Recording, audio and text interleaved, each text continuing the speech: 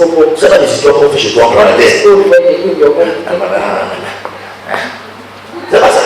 C'est des histoires là-bas. C'est des histoires.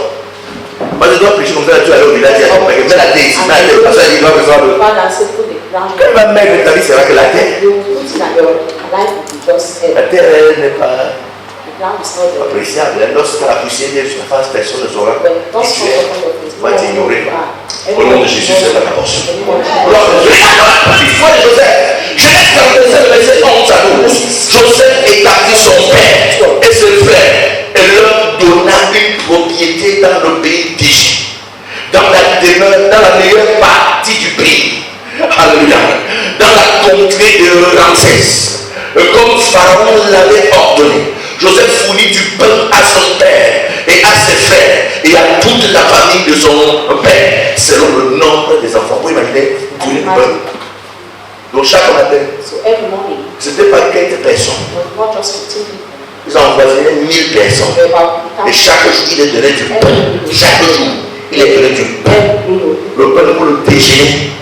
Et c'est une douzaine de couscous à midi. Tu peux imaginer pour le couscous. Et ça, c'était la prise en charge. C'est Joseph lui-même. Et puis il a dit, asseyez-vous là-bas. Il fallait donner la meilleure propriété.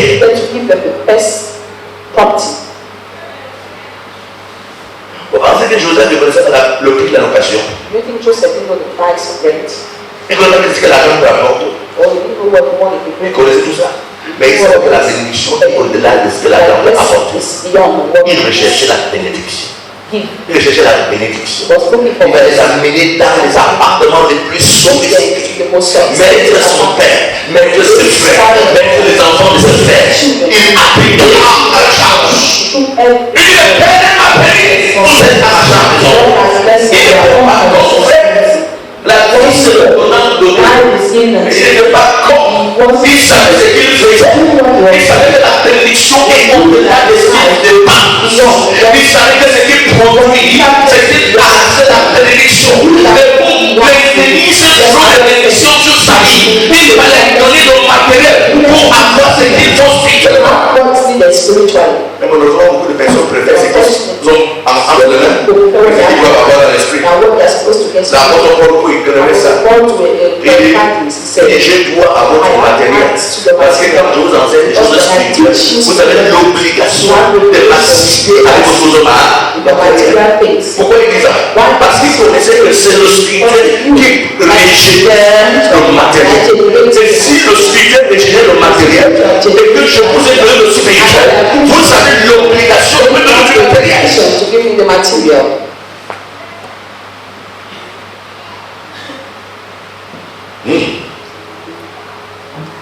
Demande ton voisin, qu'est-ce que tu fais avec tes parents?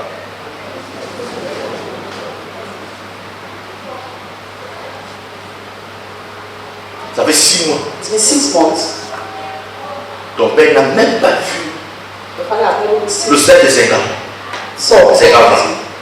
Entrer dans sa maison à cause de toi. Parce que je ne connais pas.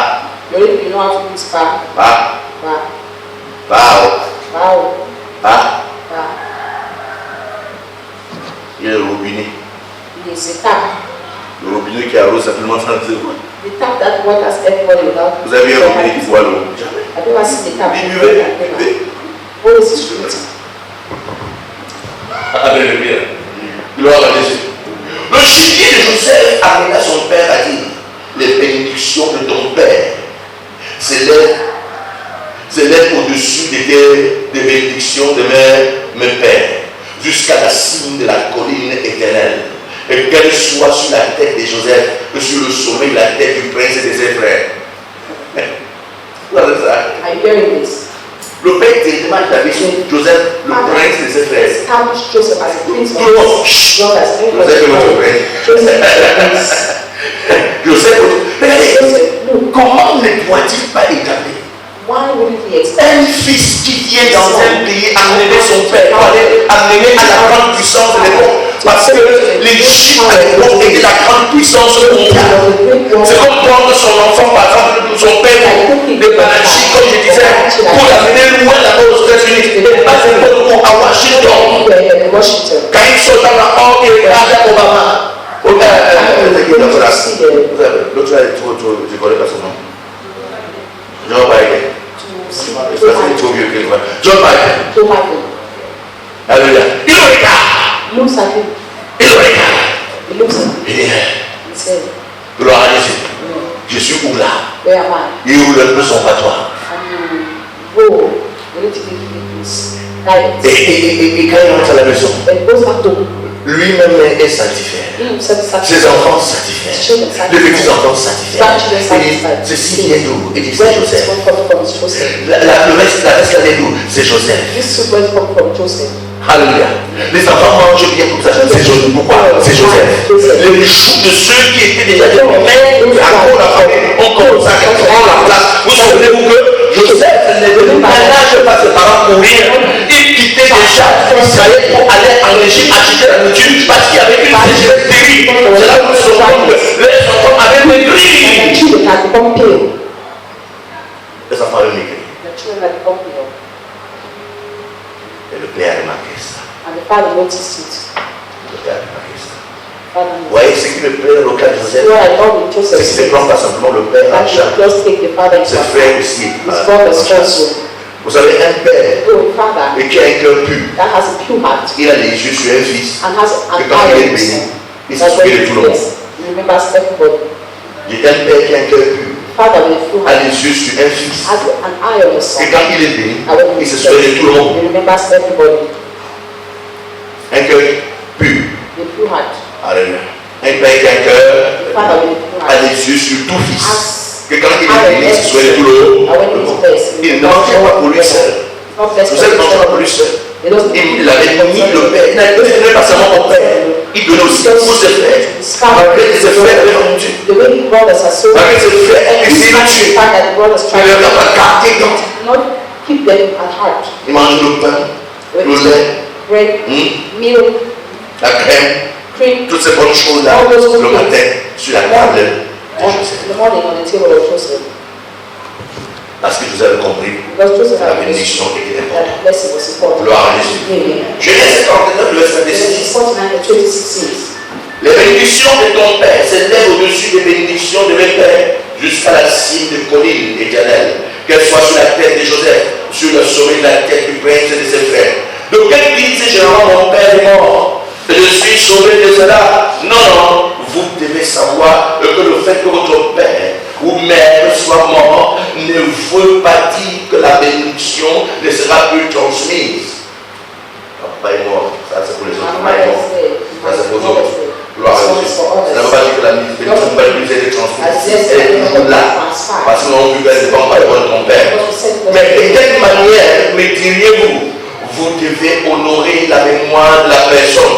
Pour ainsi dire, vous devez être en train de faire ce qu'il ferait et s'il était en vie. Qu'est-ce que ton père qui est mort, ta mère qui est mort, serait en train de faire si elle était encore en vie ou bien s'il était encore en vie? Serait-il en train de lutter contre tes frères comme tu es en train de lutter là?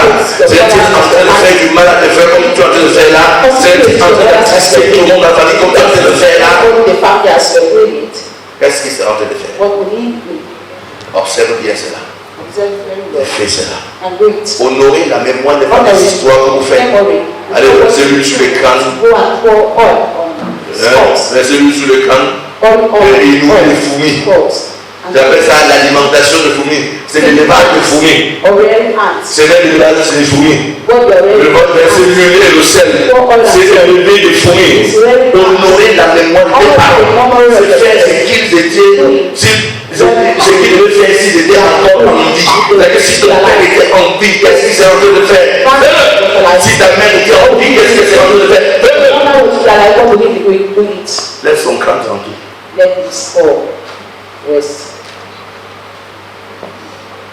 Quand on va commencer à bénir